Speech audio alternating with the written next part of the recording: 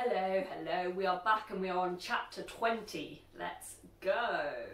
Mr. Collins was not left long to the silent contemplation of his successful love, for Mrs. Bennet, having dawdled about in the vestibule to watch for the end of the conference, no sooner saw Elizabeth open the door and with quick step pass her towards the staircase than she entered the breakfast room and congratulated both him and herself in warm terms on the happy prospect of their nearer connection.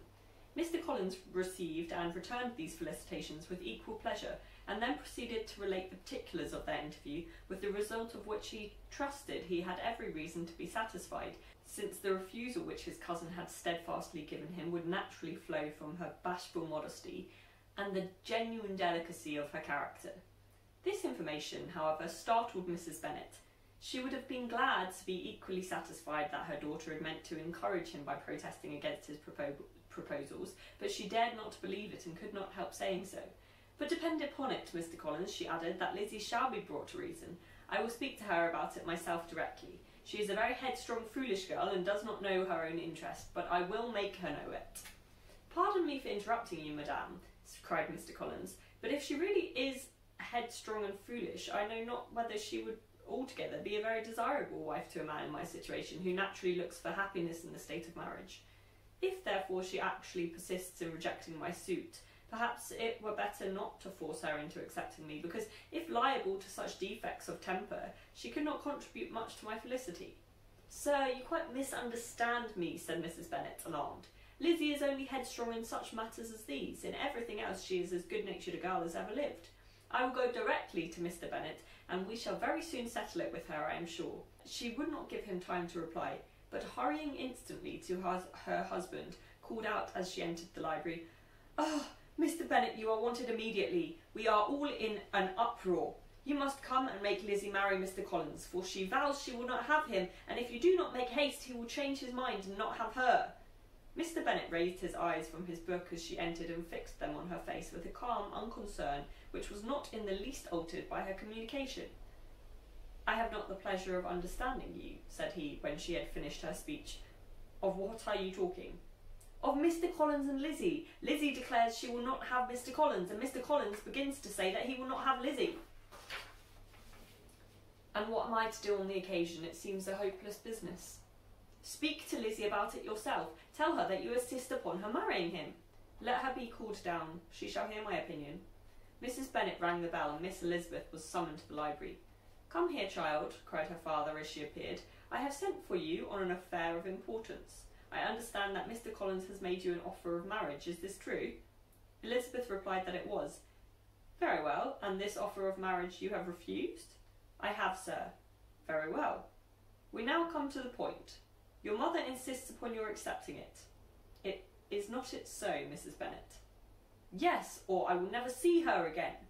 "An unhappy alternative is before you, Elizabeth. From this day you must be a stranger to one of your parents. Your mother will never see you again if you do not marry Mr. Collins, and I will never see you again if you do."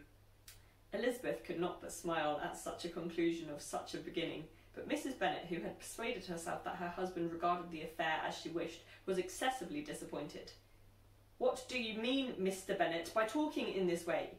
You promised me to insist upon her marrying him." "My dear," replied her husband, "I have two small favours to request. First, that you will allow me the free use of my understanding on the present occasion, and secondly, of my room. I shall be glad to have the library to myself as soon as may be." Not yet, however, in spite of her disappointment in her husband, did Mrs. Bennet give up the point. She talked to Elizabeth again and again, coaxed and threatened her by turns. She endeavoured to secure Jane in her interest, but Jane, with all possible mildness, declined interfering, and Elizabeth, sometimes with real earnestness and sometimes with playful gaiety, replied to her attacks. Though her manner varied, however, her determination never did. Mr. Collins, meanwhile, was meditating in solitude on what had passed. He thought too well of himself to comprehend on what motive his cousin could refuse him, and though his pride was hurt, he suffered in no other way. His regard for her was quite imaginary, and the possibility of her deserving her mother's reproach prevented his feeling any regret. While the family were in this confusion, Charlotte Lucas came to spend the day with them. She was met in the vestibule by Lydia, who, flying to her, cried in a half-whisper, I am glad you are come, for there is such fun here. What do you think has happened this morning? Mr. Collins has made an offer to Lizzie, and she will not have him. Charlotte had hardly time to answer before they were joined by Kitty, who came to tell the same news, and no sooner had they entered the breakfast room where Mrs. Bennet was alone, than she likewise began on the subject, calling on Miss Lucas for her compassion, and entreating her to persuade her friend Lizzie to comply with the wishes of all her family.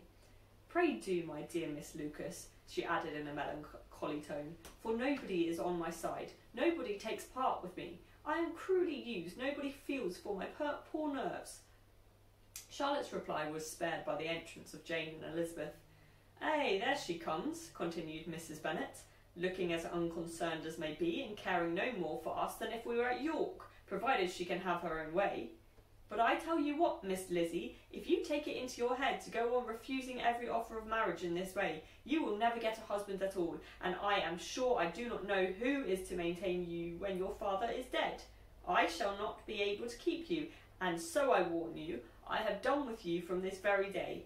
I told you in the library, you know, that I should never speak to you again, and you will find me as good as my word. I have no pleasure in talking to undutiful children. Not that I have much pleasure indeed in talking to anybody. People who suffer, as I do, from nervous complaints can have no great inclination for talking. Nobody can tell what I suffer, but it is always so. Those who do not complain are never pitied." Her daughters listened in silence to this effusion, sensible that any attempt to reason with or soothe her would only increase the irritation. She talked on, therefore, without interruption from any of them, till they were joined by Mr. Collins, who entered with an air more stately than usual, and on perceiving whom, she said to the girls, "Now I do insist upon it that you, all of you, hold your tongues and let Mr. Collins and me have a little conversation together." Elizabeth passed quietly out of the room. Jane and Kitty followed, but Lydia stood her ground, determined to hear all she could. And Charlotte, detained first by the civility of Mr. Collins, whose inquiries after herself and all her family were very minute, and then by a little curiosity satisfied herself with walking to the window and pretending not to hear. In a doleful voice Mrs. Bennet thus began a protracted conversation. "Ah, Mr. Collins." "My dear madame," replied he, "let us be for ever silent on this point. Far be it from me," he presently continued in a voice that marked his displeasure, "to resent the behaviour of your daughter.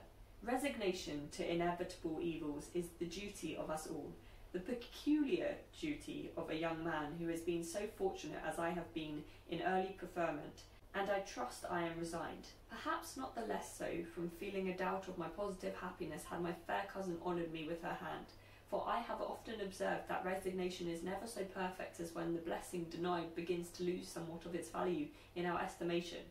You will not, I hope, consider me as showing any disrespect to your family, my dear madame, by thus withdrawing my pretensions to your daughter's favour, without having paid yourself and Mr. Bennet the compliment of requesting you to interpose your authority in my behalf.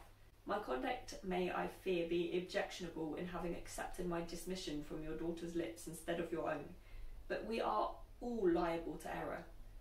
I have certainly meant well through the whole affair. My object has been to secure an amiable companion for myself, with due consideration for the advantage of all your family, and if my manner has been at all reprehensible, I here beg leave to apologise." That's the end of chapter 20. Come back for chapter 21.